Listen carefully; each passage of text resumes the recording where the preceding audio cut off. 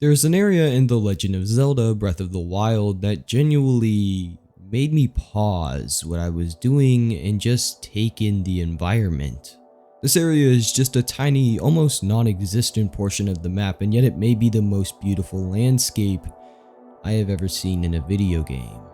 I was just casually exploring when I found a stable, just a typical normal stable. There's no weapons to find here, there's only one side quest to start, and there's only a couple NPCs to talk to and interact with.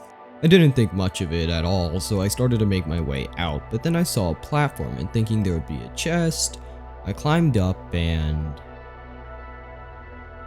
just kinda took in the view. The light of the sun above the horizon shining down upon the world that surrounded me, the dust of the air moving with the wind, all of it just captivated me as I watched the wind blow, the trees wave, and the light hit my eyes. I never found that chest that I hoped for, but at that time it didn't matter. I didn't gain a new weapon or ore, but I gained a subtle little moment connecting me, a person sitting on the sofa playing a video game, to the world Link and hundreds of others inhabited, and I gotta say, it was really special.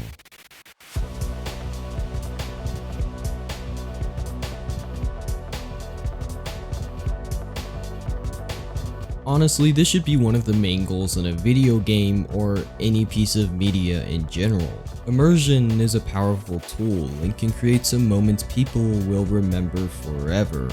And yeah, gameplay, story, characters, and mechanics are all incredibly important too, but I think if you can immerse the player into the world that you created, even the most basic of games can leave the player with an absolutely wonderful experience. And I feel that developers are beginning to realize this, with more and more games being released with atmosphere and world building in mind.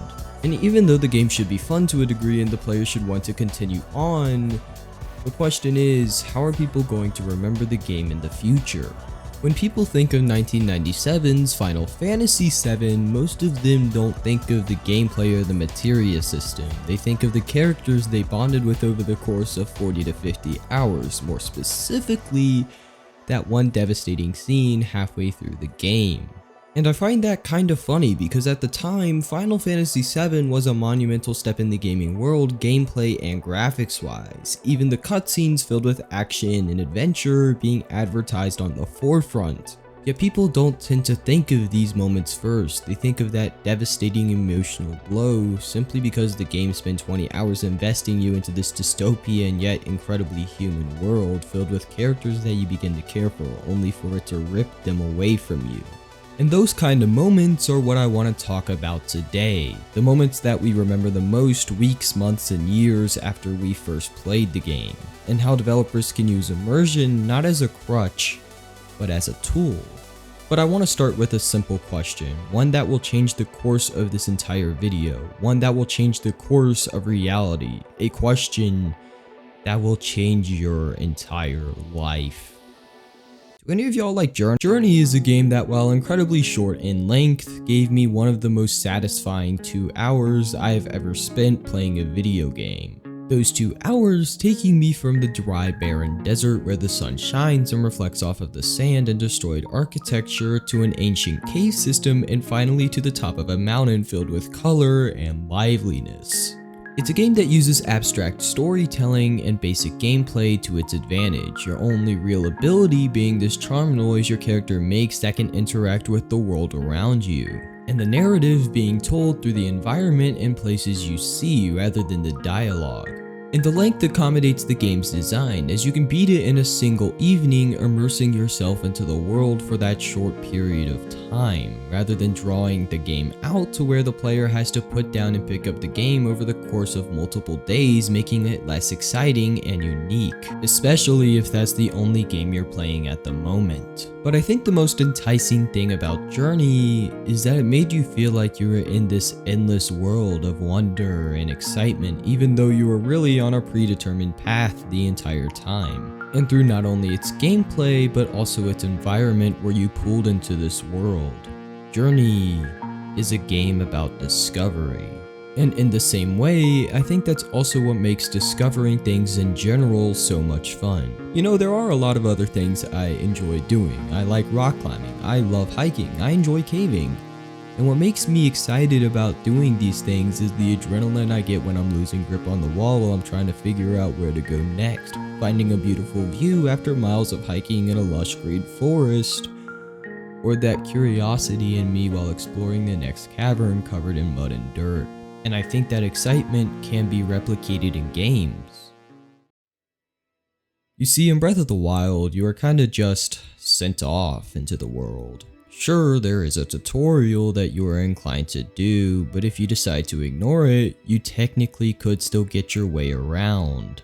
And I think that sense of mystery and discovery, whether that be hoping to find new weapons and armor, or just subtle little moments throughout the world, are the things that really made Breath of the Wild so special to so many people. Journey is about the things you discover as you trek to this mysterious mountain. Greece is about exploring this colorless, empty world and adding life and fluidity to it. Final Fantasy VII is about these characters and how you connect to them. I'm saying all of this to point out that there really is no inherently right way to immerse the player. And who knows, every person is different, which means they may not be immersed into the world of Journey or Greece. They may be immersed into Mocha Mocha Friends or something like that. But I think one of the best ways to immerse a player, or at least me, is to just take a break for a moment. To let them breathe for a bit and just observe and take in the world around them.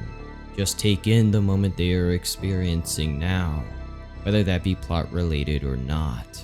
And I think that's one of the best things a video game can do. I think that's how you should do immersion in video games.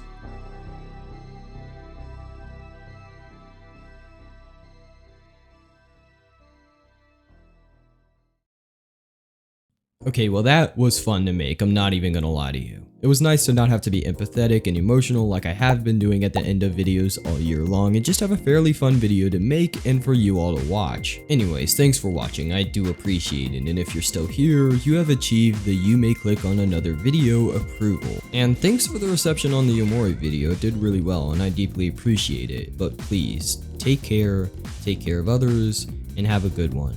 I'll see you next time. What is it you're after? World domination. That's not even funny, man.